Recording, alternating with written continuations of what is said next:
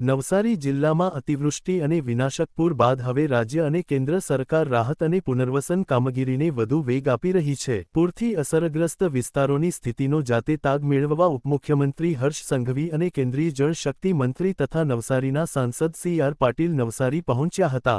નવસારી જિલ્લા disaster control room ખાતે ઉચ્ચસ્તરીય સમીક્ષા બેઠક યોજાઈ હતી, જેમાં પૂર બાદની સ્થિતિ, રાહત અને બચાવ કામગીરી તેમજ અસરગ્રસ્તોને ઝડપથી સહાય પહોંચાડવા અંગે અધિકારીઓ સાથે વિસ્તૃત ચર્ચા કરવામાં આવી હતી। ત્યારબાદ કેન્દ્રીય મંત્રી સી.આર. પાટીલ અને કેબિનેટ મંત્રી નરેશ પટેલે જિલ્લાના વિવિધ પૂરગ્રસ્ત વિસ્તારોની રૂબરૂ મુલાકાત લીધી હતી। સોનવાડી ગામ, ભાઠા ગામ, બિલીમોરા શહેર, ઉંડાચ તેમજ ચીખલી રિવરફ્રન્ટ સહિતના વિસ્તારોમાં પહોંચી બંને નેતાઓએ નુકસાનનું નિરીક્ષણ કર્યું અને અસરગ્રસ્ત પરિવારો સાથે સીધો સંવાદ સાધ્યો।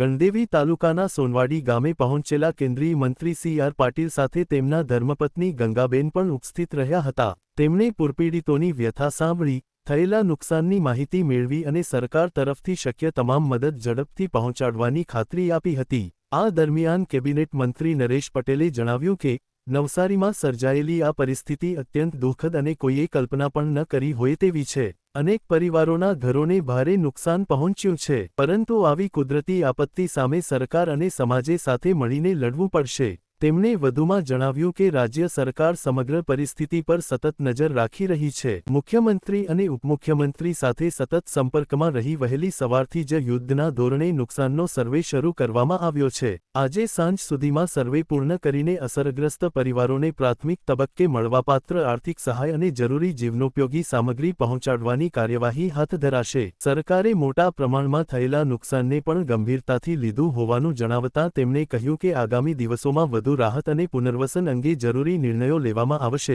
જેથી પૂરપીડિત પરિવારોને ઝડપથી સામાન્ય જીવન તરફ પરત લાવી શકાય। ભારે વરસાદને કારણે સુરત શહેર, નવસારી અને વલસાડની અંદર ખૂબ મોટું નુકસાન થયું છે। સુરતમાં તો છેલ્લા 15 દિવસ પછી 2 વાર ખૂબ મોટા રેલને કારણે પણ નુકસાન થયું છે અને વલસાડ અને નવસારીમાં પણ લોકોના ઘરોમાં પાણી ઘૂસી ગયા, કેટલાક ઘરો પણ તણાઈ ગયા છે। નવસારી જિલ્લામાં પણ લગભગ 21 જેટલા લોકોનું મૃત્યુ થયું છે। લોકોની ઘર વખરી એને ખૂબ મોટું નુકસાન થયું છે અને ઘરમાં રાખેલું અનાજ એ પલળી ગયું છે, ખાવાલાયક રહ્યું નથી અને એના જ માટે આજે સવારે જ નાયબ મુખ્યમંત્રી શ્રી હર્ષભાઈ સંઘવી દ્વારા કલેક્ટરશ્રીને મિટિંગમાં નિર્દેશ આપવામાં આવ્યા છે કે આજે 1800 રૂપિયાની કેશડોલ અને ઘર વખરી માટે 5000 એમ 6800 રૂપિયા તાત્કાલિક બધાને પહોંચે, આજે અને કાલ સાંજ સુધીમાં બધાને પહોંચે એ માટેનો પ્રયત્ન કરવાનું કહ્યું છે। ત્યાર પછી પણ પશુધન માટે પણ ભેંસ અને ગાય માટે 37,000 રૂપિયા, 37,500 રૂપિયા અને બકરી માટે 22,000 રૂપિયા પણ એને મળે એ પ્રકારની પણ સૂચના આપવામાં આવી છે। સુરત શહેરમાં જે રીતે માનનીય મુખ્યમંત્રી શ્રી ભૂપેન્દ્રભાઈ પટેલ અને ગૃહમંત્રી અને નાયબ મુખ્યમંત્રી શ્રી હર્ષભાઈ સંઘવી દ્વારા જે પેકેજ આપવામાં આવ્યું હતું, એ જ પ્રકારનું પેકેજ નવસારી અને વલસાડ જિલ્લાને પણ મળે એવી પણ માંગણી કરવામાં આવી છે। મને વિશ્વાસ છે કે આ જ પ્રકારનું જો રાહત બધાને મળે તો લોકોને ફરીથી ઊભા થવામાં સરળતા રહેશે। માનનીય પ્રધાનમંત્રી શ્રી નરેન્દ્ર મોદી સાહેબ અને શ્રી અમિતભાઈ શાહ સાહેબ આના માટે ચિંતિત છે।